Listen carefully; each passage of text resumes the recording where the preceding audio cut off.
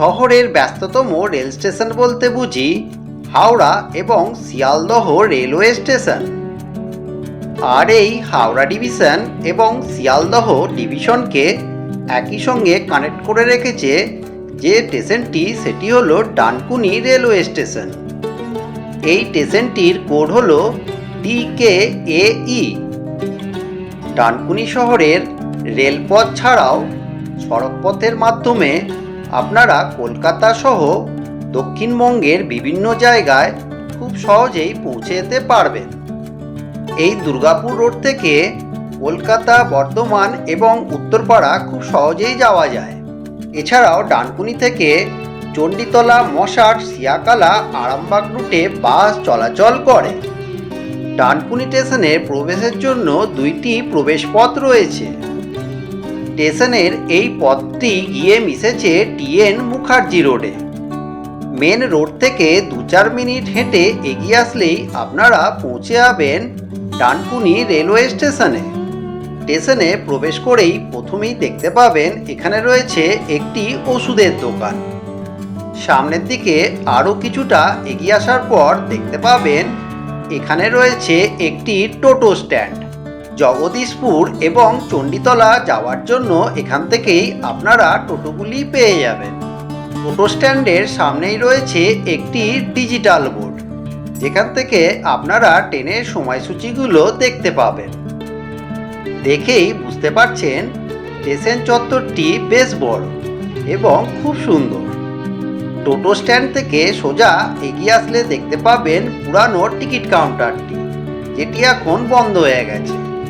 সামনের এই পথটি চলে গেছে 8 নম্বর রেলগেটের দিকে।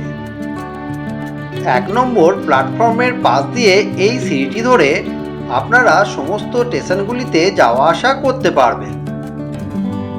এখন আমরা ঘুরে দেখব নবনির্মিত ডানকুনি রেলওয়ে স্টেশনটিকে।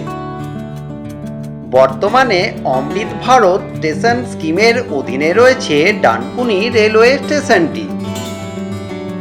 ভৌগোলিক দিক থেকেও ডানকুনি স্টেশনের গুরুত্ব অপরিসীম। আমরা এখন নবনির্মিত ডানকুনি রেলওয়ে টিকিট কাউন্টারের সামনে চলে এসেছি। আগেকার পুরানো টিকিট কাউন্টারের তুলনায় এই নতুন টিকিট কাউন্টারটি অনেকাংশেই বড় এবং কাউন্টারটিকে খুব সুন্দর করে সাজিয়ে গুছিয়ে তৈরি করা হয়েছে। টিকিট কাউন্টারের সামনের এই বোর্ডটিতে আপনারা যাত্রাকালীন সময়ের ট্রেনের টাইমগুলি দেখতে পাবেন।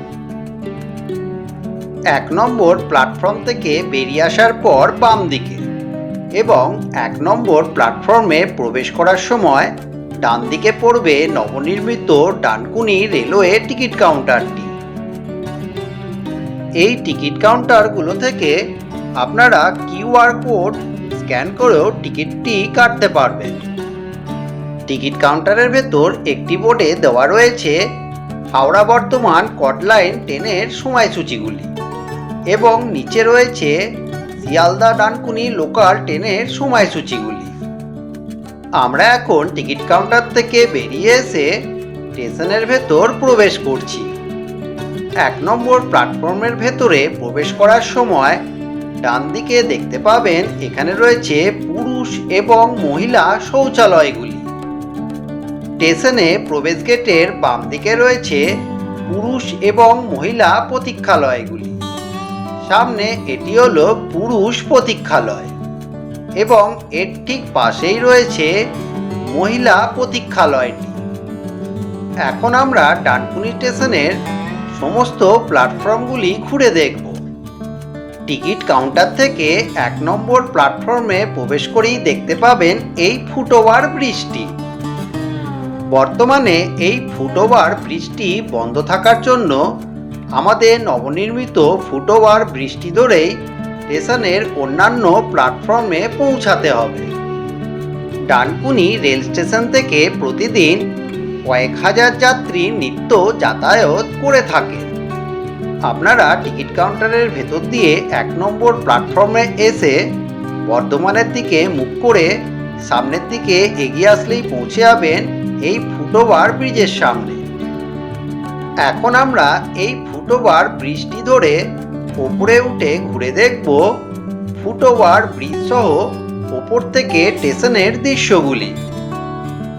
পুরাতন ফুটওভার ব্রিজটির তুলনায় নতুন এই ব্রিজটি আকারে অনেকটাই বড়, তাই একসঙ্গে বহু যাত্রী খুব সহজেই যাতায়াত করতে পারবেন। ডানকুনিতে বর্তমানে 5টি প্ল্যাটফর্ম রয়েছে। 2 এবং 3 নম্বর প্ল্যাটফর্মে নামার জন্য রয়েছে একটি সিঁড়ি এবং সামনের দিকে একটু এগোলেই দেখতে পাবেন 4-5 নম্বর প্ল্যাটফর্মে নামার জন্য রয়েছে আরও একটি সিঁড়ি। এই 4-5 নম্বর প্ল্যাটফর্মগুলি থেকে অধিকাংশ সময়েই ডাউনে বর্ধমান হাওড়া লোকালগুলি চলাচল করে থাকে। ডানকুনি স্টেশনের 1 এবং 2 নম্বর প্ল্যাটফর্মগুলি থেকে শিয়ালদা ডানকুনি লোকালগুলি চলাচল করে থাকে। এখন 2 নম্বর প্ল্যাটফর্মে শিয়ালদা লোকালটি এলো। ডানকুনি স্টেশনের 4 নম্বর প্ল্যাটফর্মে ডাউনে একটি হাওড়া লোকাল প্রবেশ করছে। ডানকুনি স্টেশনটি বালিঘাট এবং দক্ষিণেশ্বর হয়ে বিবেকানন্দ সেতুর মাধ্যমে শিয়ালদহ লাইনের সাথে যুক্ত। সেই জন্য যাত্রীরা এই স্টেশন থেকে হাওড়া এবং শিয়ালদহ উভয় বিভাগের মধ্যেই যাতায়াত করতে পারেন। এছাড়াও ডানকুনি শিয়ালদা লোকাল ধরে বালিহল্ট স্টেশনে নামলে বালিহল্ট স্টেশনের ঠিক নিচেই হলো বালি রেলওয়ে স্টেশন। এই বালি রেলওয়ে স্টেশন থেকে আপনারা হাওড়া বর্ধমান মেল লাইনের লোকাল সহ তারকেশ্বর, আরামবাগ এবং গোঘাট লোকালগুলিও পেয়ে যাবেন।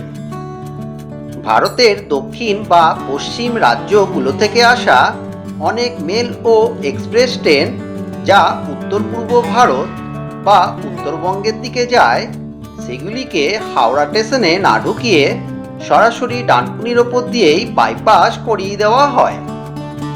এর ফলে যেমন হাওড়া স্টেশনে ট্রাফিক জ্যাম অনেকটাই কমেছে, অন্যদিকে দূরপাল্লার যাত্রীদেরও সময় সাশ্রয় হচ্ছে।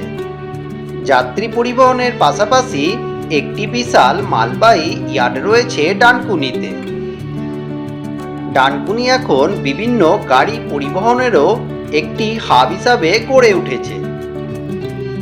তো বন্ধুরা, আজকের ভিডিও আমি এখানেই শেষ করছি। ভিডিওটা ভালো লাগলে অবশ্যই একটা লাইক কমেন্ট করবেন। আজ আসি, আবার দেখা হবে অন্য কোনো নতুন ভিডিওতে।